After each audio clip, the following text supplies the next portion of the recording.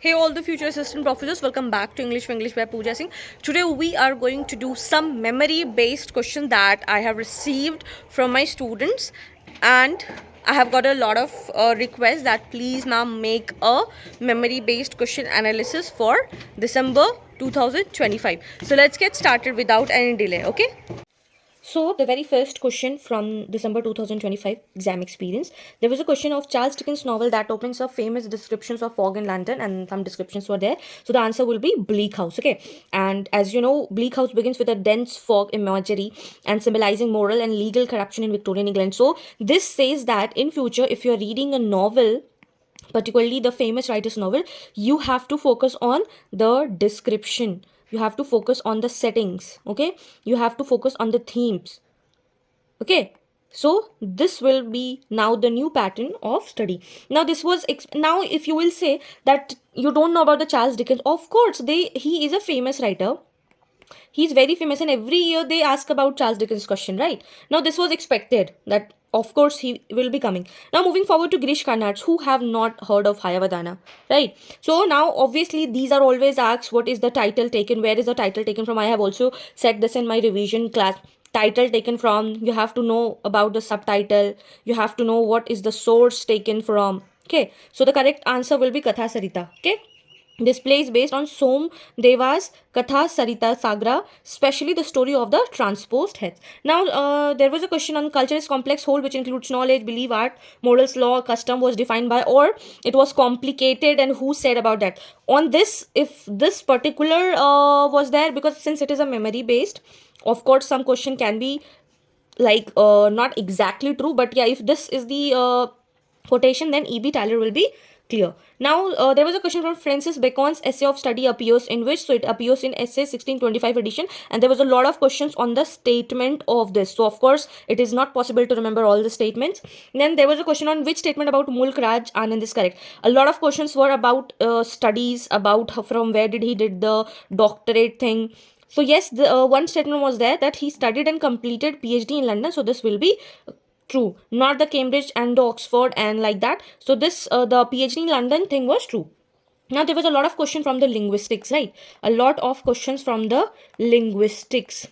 So a voiceless speech sound is one in which what?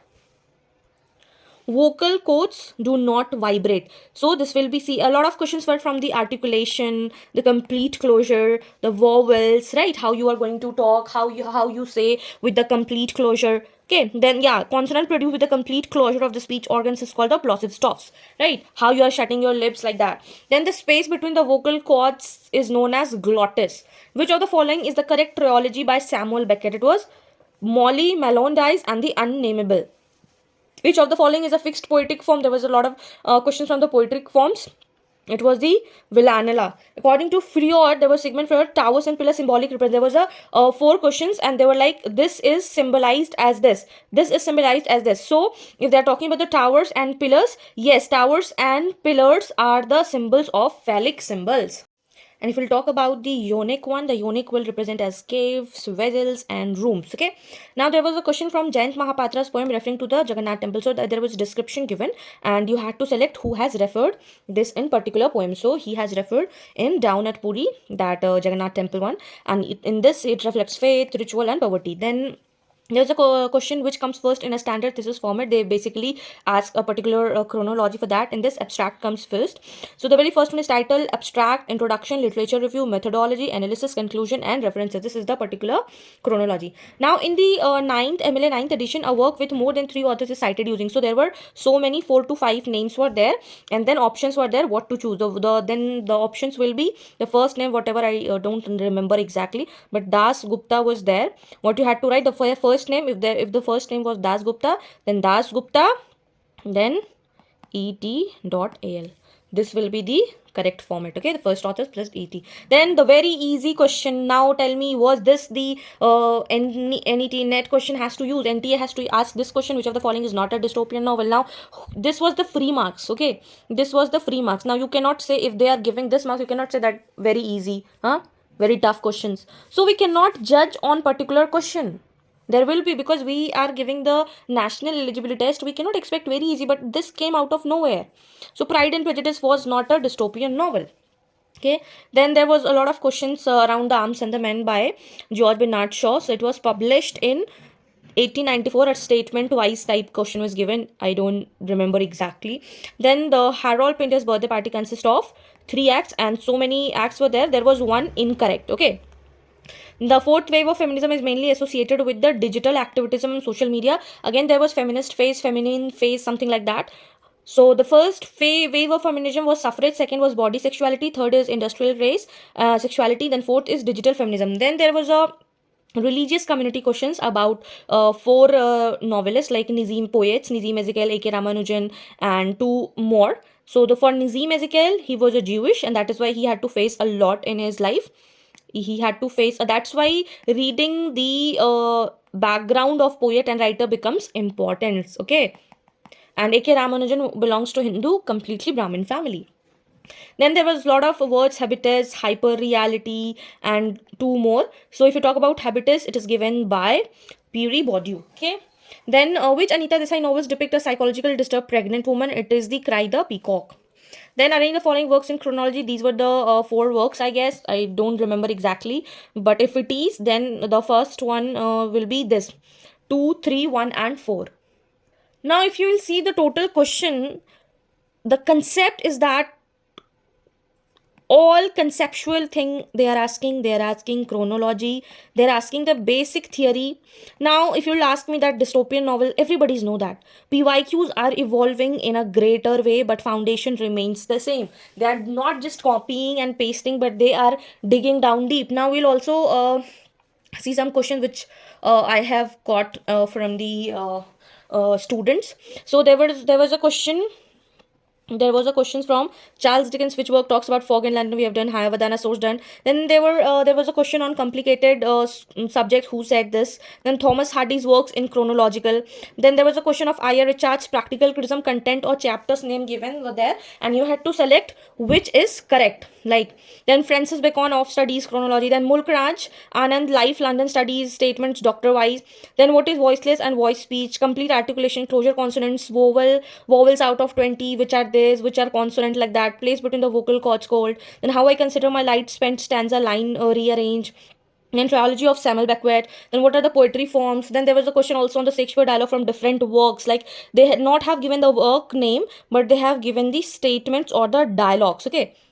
Then what were the Chaucer works? So if you will see, all the names are being known. You know Charles Dickens, you know culture, you know Thomas Hardy. Now what our work is that we have to read all the works. We cannot see, since the UGC has not made any definite syllabus, we can't do anything. This is like, अगर आप जो पढ़ के जा रहे हो और वो क्वेश्चन आ जाता है, then it's good. और आप जो पढ़ के नहीं जा रहे हो और वो आ जाता है, then it's hard. We cannot do anything. We have to accept this fact. वो आप syllabus change नहीं कर रहे, हम कुछ कर नहीं सकते. So we have to go with like that. We cannot blame NTA. We cannot blame ourselves. We have to go with the flow, right?